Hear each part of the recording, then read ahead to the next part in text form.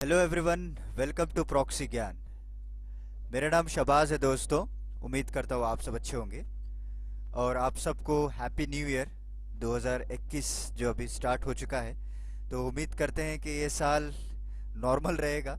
Perfect रहने की कोई ज़रूरत नहीं है भाई, नॉर्मल रहने की बस ज़रूरत है कि 2020 में जो हमने देखा है कि जिस तरह से लॉकडाउन हुआ और कई सारे लोग बड़े बड़े सेलिब्रिटीज़ हमारे दुनिया से जा चुके हैं, राइट।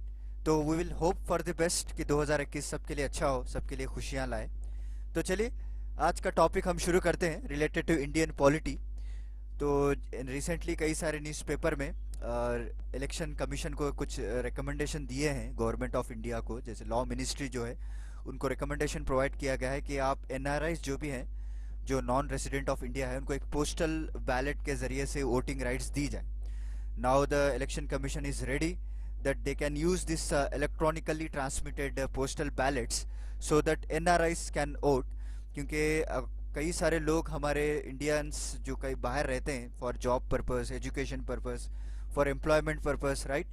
और ज़्यादातर आपको लोग मिडिल ईस्ट में पाए जाते हैं, तो उन लोगों की वजह से कई सारे हम वोट्स ला सकते हैं हमारे इंडियंस इंडिया में, right.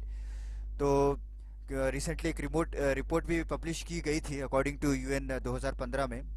So 16 million people are diaspora population which are residing outside the India।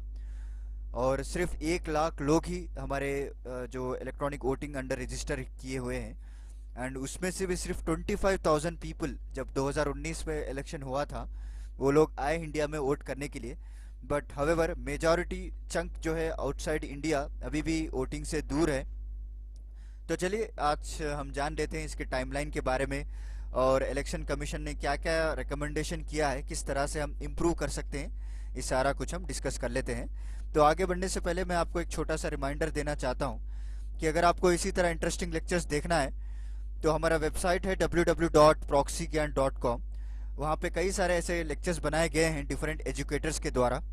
आप जाइए, एक्सप्लोर कीजिए हमारे pen drive and android courses को, और आपको जो कई सारे एंट्रेंस लेवल एग्जाम में आपको क्लियर करने में मदद मिलेगी। रिलेटेड टू मैथ्स हो गया, बायोलॉजी, सारे आपके बेसिक कॉन्सेप्ट्स क्लियर हो जाएंगे, राइट। तो जल्दी जाइए, आज ही चेकआउट कीजिए और अपने रिक्वायरमेंट के हिसाब से आप कोर्सेस परचेस कर सकते हैं। तो चलिए दोस्तों आज का लेक्चर हम कंटिन्यू करते हैं। तो जैसे मैंने आपको बताया, recently the election commission has approach the law ministry ताकि एनआरआईज को परमिट दिया जाए, उनको परमिशन दिया जाए, उनके वोटिंग को कैस्ट कर सकें वो लोग through postal ballets. Actually postal ballets is not the new thing, हमारे इंडिया में भी ऑलरेडी वो चल रहा है। जो भी सर्विस वोटर्स रहते हैं और जो सीनियर सिटीजन्स हैं जो प्रॉपर पोलिंग बूथ्स पे आकर वोट नहीं कर पाते, उन लोगों के लिए इस पोस्टल बैलेट्स को निकाला गया था। But however they want this extension to the NRI voters also. NRI लोगों के लिए भी इस एक्सटेंशन अभी परमिशन देने के लिए इलेक्शन कमीशन ने कुछ रिकमेंडेशन दिया है, right, and they are technically and administratively ready to extend their ETPBS, that is electronically transmitted postal ballot system। जब भी इलेक्शंस होंगे अभी नेक्स्ट ईयर, तो उसमें ये लोग इस वोटिंग जो बैलेट्स हैं उसको यूज़ कर हम एनआरआईज के वोट्स भी प्राप्त कर सकते हैं। This is one of the win win situation for the present government, क्योंकि अगर आप टाइमलाइन की बात करें तो प्रायर 2010 से पहले क्या होता था, कोई भी इंडियन सिटीजन जो भी एलिजिबल वोटर हो, but however he is residing outside the India for more than 6 months, 6 महीने से ज़्यादा अगर उन्हें किसी कंट्री में जाकर बस गया और रिसाइड करने लगा, चाहे कोई भी पर्पस हो, एम्प्लॉयमेंट पर्पस हो, या कई लोग एजुकेशन के लिए भी जाते हैं, राइट, और कई लोग जो लेबर पर्पस के लिए भी जाते हैं, तो they are not allowed to vote, so they are excluded from our voter list, right. इसके वजह से कई सारे नुकसान भी हुए हैं due to achieving the majority in voting list. और उसके बाद 2010 के बाद जब आरपीए एक्ट, जो रिप्रेजेंटेशन ऑफ पीपल एक्ट है 1950, तो उसमें एक बदलाव लाया गया। सो आरपीए 2010 में अमेंडमेंट किया गया था ताकि एलिजिबल एनआरआईज वोटर्स हैं उनको बियॉन्ड 6 मंथ्स के बाद भी वो they are eligible for voting, right. So but however एक कंडीशन लगाई गई थी, अगर वो वोट करना चाहते हैं इलेक्शंस में, they have to physically presence at their polling station. जो भी उनके पर्टिकुलर कॉन्स्टिट्यूंसी रहेगी, जो भी उनका पर्टिकुलर स्टेट रहेगा, वहाँ पे जब भी वोटिंग चलेगी तो फिजिकली प्रेजेंस होना पड़ेगा। और उनके जो ओवरसीज इलेक्टर हैं, they have to be enrolled in their constituency. But however इसके बाद भी कई सारे इश्यूज आए, हम डिस्कस करेंगे आगे चलकर।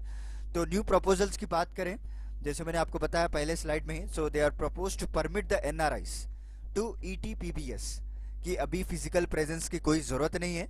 जैसे सर्विस वोटर्स को हम ऑप्शन देते हैं, इलेक्ट्रॉनिकली आप वोट डाल सकते हैं, लाइक सीनियर सिटीजन हो गया, और जितने भी service voters like military people, तो ये लोग सारे लोग क्या करते हैं, electronically they will send the voter to their particular constituency. तो इस सर्विस को भी इन्होंने एक्सटेंड किया है एनआरएस को, क्योंकि क्या हुआ है, इस सर्विस वोटर की वजह से 2019 में अगर आप देखें डाटा, तो वोटर टर्नआउट इंक्रीज हुआ है हमारा। तो और इंक्रीज करने के लिए एनआरएस को भी इंक्लूड करना जरूरी है, क्योंकि मैंने आपको स्टार्टिंग स्लाइड में बताया था कि 16 मिलियन पीपल डायस्पोरा पॉपुलेशन है हमारे इंडिया का आउटसाइड द कंट्री, राइट। तो सिर्फ 1 lakh people are registered in the electoral voters, and उसमें से भी फिर 25,000 people are coming every year, and this figure is changing from year to year. तो अगर आप 2019 की बात बता रहा हूँ मैं, सिर्फ 25,000 है, तो उससे पहले का अगर डाटा देखें आप, सिर्फ 10,000 people have attended to cast their vote, right? This is not good. So we can provide the facility so that this entire 16 million population can cast their vote, and our voter turnout will also increase. It will also play a major chunk, major changes in religious, क्या बोलते हो, majority, minority, everything also, because जो vote bank politics use किया जाता है politics के द्वारा, political parties के द्वारा, उसको भी हम चेंज कर सकते हैं, right. So hence now the election commission has officially declared that they are ready and they are administrative ready कि वो extend कर सकते हैं नए वोटर्स को, राइट। तो चलिए आगे बढ़ते हैं और इसके टाइमलाइन के बारे में भी जान लेते हैं। तो टाइमलाइन में आपको बता दिया कि किस तरह से 2010 में एनआरआई के नाम को डिलीट कर दिया गया था, क्योंकि जो भी 6 महीने के बाद अगर वो रहते हैं abroad country, so their name will automatically deleted from their voter list in their particular constituency, right. और उसके बाद सेक्शन 20A लाया गया 2010 में, तब ये अलाउ किया गया कि जो भी अब्रॉड में है more than 6 months, so they are eligible to vote, but however they need a physical presence in their particular polling station. तो चलिए और भी कुछ रूल्स एंड रेगुलेशंस लगाए गए हैं। सो सेक्शन 20 ये जो है स्पेशल प्रोविजंस प्रोवाइड करता है सिटीजन्स के लिए, उन सिटीजन्स के लिए प्रोवाइड करता है जिनका नाम जो है इलेक्टोरल रोल में इंक्लूड ना हो और वो किसी और कंट्री की सिटीजनशिप ना बन जाए, वो भी इम्पोर्टेंट पॉइंट है।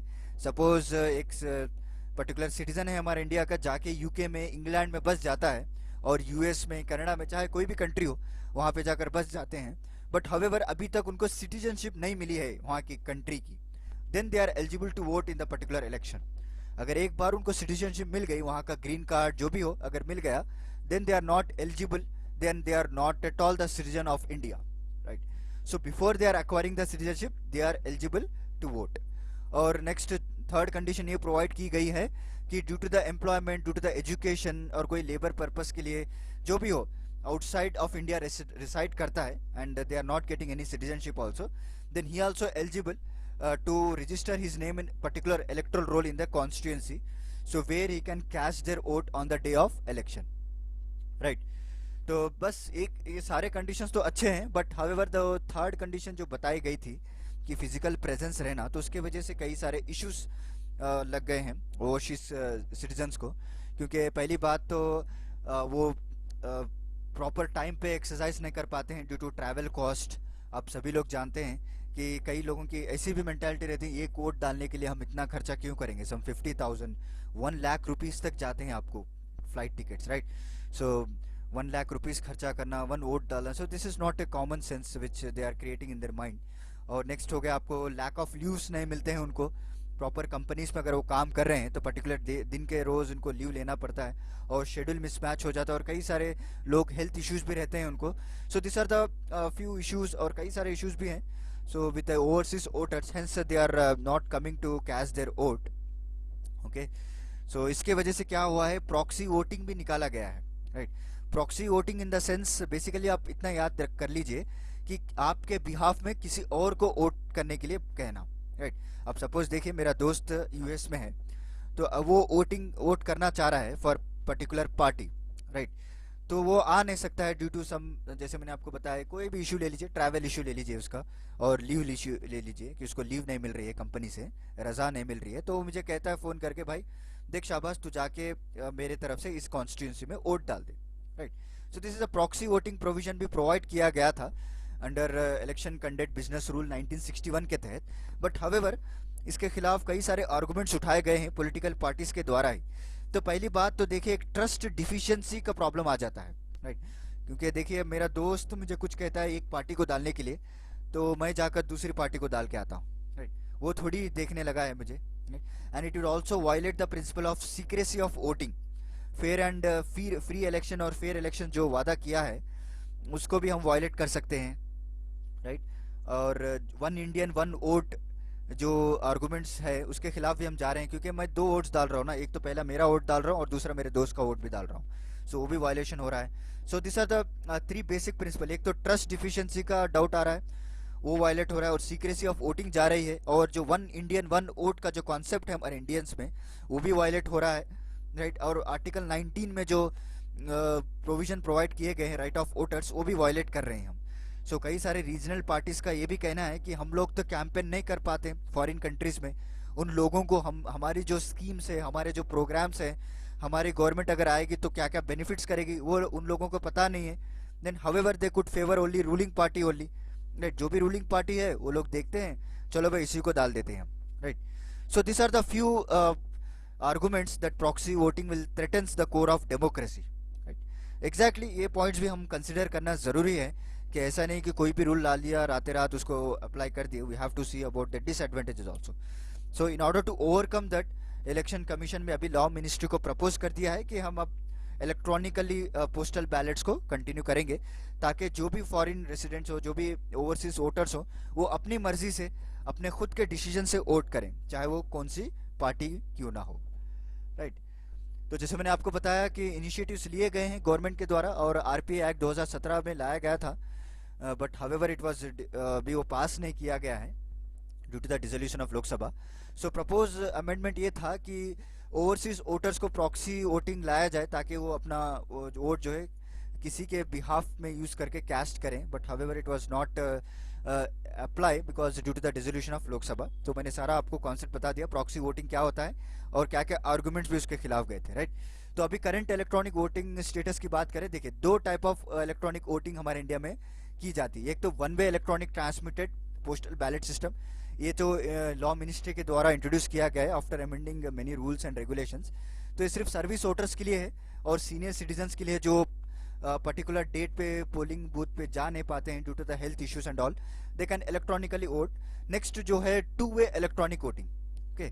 सो two way electronic voting in the sense कि अगर आप एक रजिस्टर वोटर हैं हमारे इंडिया में, तो आप कहीं से भी, जब भी आप पोर्टल में आपकी आइडेंटिटी प्रूफ हो जाती है कि आप you are the proper citizen of India, then you can cast the vote from anywhere in India, from any location in India, okay. So जो भी आप वोट इलेक्ट्रॉनिकली कास्ट करेंगे वो एक इनक्रिप्टेड सिस्टम में प्रॉपर रिटर्निंग ऑफिसर को जाएगा, and then he will count your vote also, so while counting the other votes, right. So this is the two types of voting which is going on. First आपको one way, next आपको two way. One way in the sense आप service voters और postal ballot से आप भेज सकते हैं, but electronic two way electronic voting in the sense आप कहीं भी, जब भी अगर आप एक बार आपकी आइडेंटिटी प्रूफ हो जाएगी पर्टिकुलर डाटा बेस में, तो आप if you even though you are not in the proper constituency, then you can transmit your vote through electronically. एक इनक्रिप्टेड सिस्टम रहेगा, उसमें से आपको रिटर्निंग ऑफिसर के द्वारा वहाँ पे पहुँचाया जाएगा, then he can count your vote also. तो दिस टाइप ऑफ वोटिंग जो इलेक्ट्रॉनिक वोटिंग है उसको एक्सटेंड कर रहे हैं अभी पोस्टल बैलेट सिस्टम के द्वारा। तो देखते हैं क्या होता है, क्या परमिशन मिलती है, क्या नेक्स्ट इलेक्शन में can NRI also likely to vote through this postal ballot system, we will see, right. if it is practically possible, then we can see a greater turnout in our next election, right। तो चलिए क्या क्या measures अभी लेना है। तो government must ensure that system of the proxy voting should not be misused। अगर government proxy voting से जाना चाहती है, then this system has to be properly managed। अगर मेरा opinion अगर आप पूछें तो this whatever the election commission has suggested that's electronically transmitted, that one is good when compared to the proxy voting, क्योंकि कई सारे मिसयूज होने के चांसेस हैं आपको, राइट। और अगर आप ऐसा करते हैं प्रॉक्सी वोटिंग, अगर कोई भी मिसयूज हुआ, then it will lead to the cancellation of mandate. ऐसा एक रूल लाना चाहिए, हमेशा के लिए उसके वोटिंग राइट्स को कैंसिल कर देना चाहिए, राइट। अभी टेक्नोलॉजी भी इतनी डेवलप नहीं हुई है और अभी बहुत कुछ टेस्टिंग बाकी है, ताकि एक प्रॉपर यूसेज हो टेक्नोलॉजी का in registering of voters, right?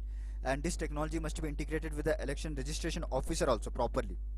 ऐसा नहीं कि वोट कर रहे हैं due to the technical issue, due to the technical lag और नेटवर्क इशू की वजह से वो वोट कास्ट ही नहीं हो पा रहा है, राइट? ऐसा नहीं होना चाहिए. So this are the few steps which is suggested so in order to improve the electronic voting. So let's see what will happen कि आगे चलकर नेक्स्ट इलेक्शन में क्या really NRIs can cash their votes through postal ballets.